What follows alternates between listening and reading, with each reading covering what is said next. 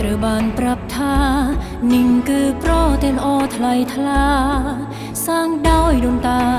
រឹងមាំនឹងហានខ្លាខ្ញុំត្រូវបានប្រាប់ថានិងគឺទឹកនៃដ៏អស្ចារ្យ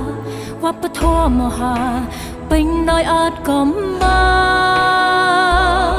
អ្វីទីនេះមិនបាត់បង់ព្រៃភ្នំដ៏ធំក្រាស់ក្រៃ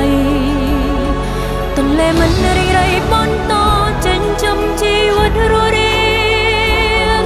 គ្រប់យ៉ាងដែលបពាក់បរោះដូនតាបន្សល់យើងនៅតែមាន